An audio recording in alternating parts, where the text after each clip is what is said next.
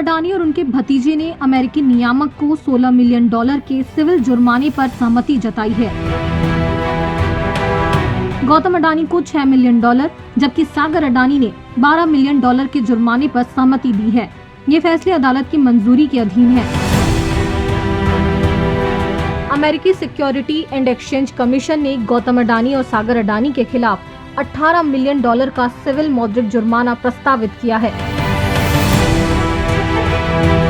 गौरतलब है कि अडानी को घूसखोरी के आरोपों पर जस्टिस डिपार्टमेंट द्वारा केस वापस लेने की सूचना भी आई है। यह मामला अडानी ग्रीन एनर्जी लिमिटेड द्वारा 2021 में किए गए बॉन्ड ऑफरिंग से जुड़े झूठे और भ्रामक बयानों से संबंधित है। एसईसी ने गौतम अडानी पर $6 मिलियन और सागर अडानी पर $12 मिलियन का जुर्माना प्रस्तावित किया है। अडानी परिवार ने एसईसी की शिकायत में लगाए गए आरोपों को स्वीकार या अस्वीकार किए बिना इन पर सहमति जताई है। ये जुर्माने 14 मई को न्यूयॉर्क के पूर्वी जिला अदालत में सहमति के आधार पर दायर प्रस्तावित अंतिम फैसलों का हिस्सा हैं। अभी अदालत की मंजूरी के अधीन है। हालांकि ये जुर्माने अडानियों को केवल सिविल परिणामों से मुक्ति दिलाएंगे।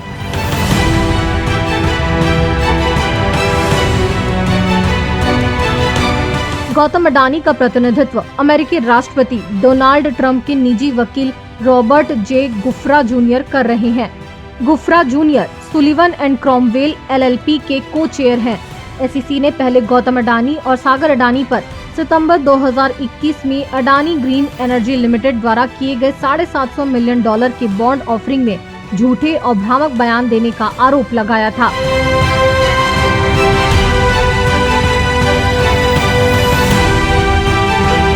इस ऑफरिंग से अमेरिका में $175 मिलियन से अधिक निवेश जुटाए थे।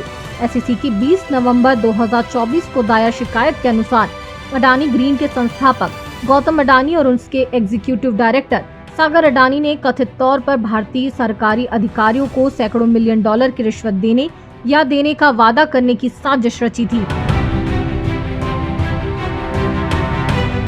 एसईसी के मुताबिक ये रिश्वतें ऊपर बाजार दरों पर ऊर्जा खरीदने की प्रतिबद्धताओं से जुड़ी थी, जिससे अडानी ग्रीन को फायदा हुआ।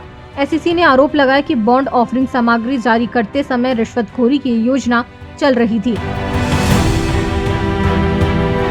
उन दस्तावेजों में कंपनी के एंटी ब्राइबरी सिद्धांतों और कानूनों का पालन करने का दावा किया गया था। शिकायत में कहा गया कि एंटी करप्शन और एंटी ब्राइबरी प्रयासों पर दिए गए बयान कथित रिश्वतखोरी योजना के आलोक में भौतिक रूप से झूठे या भ्रामक थे। प्रस्तावित फैसलों में कहा गया कि जुर्माना राशि अमेरिकी खजाने को भेजी जाएगी। इसमें स्पष्ट है कि इस राशि का कोई हिस्सा प्रतिवादियों को वापस नहीं किया जाएगा। सहमति दस्तावेजों में यह भी दर्ज है कि गौतम अडानी और सागर अडानी सिविल जुर्माने की राशि के लिए किसी भी स्रोत से प्रतिपूर्ति या क्षतिपूर्ति नहीं मांग सकते या स्वीकार नहीं कर सकते। वे इस जुर्माने पर टैक्स कटौती या टैक्स क्रेडिट भी नहीं ले सकते। दस्तावेजों में आगे कहा गया कि यह सहमति केवल एसईसी द्वारा सिविल कार्यवाही में उठाए गए दावों को ही सुलझाती है। एसईसी ने इस मामले के तथ्यों से उत्पन्न हो सकने वाली किसी भी आपराधिक दायित्व के संबंध में कोई वादा या प्रतिनिधित्व नहीं किया है।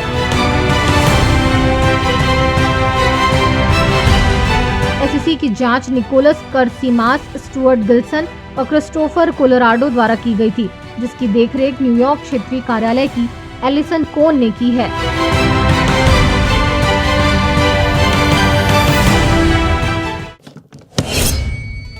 देश दुनिया की रखे खबर हर रोज हर शाम कानो कान सुनते रहें द लेंस पॉडकास्ट। रहे अपडेट लेंस के साथ।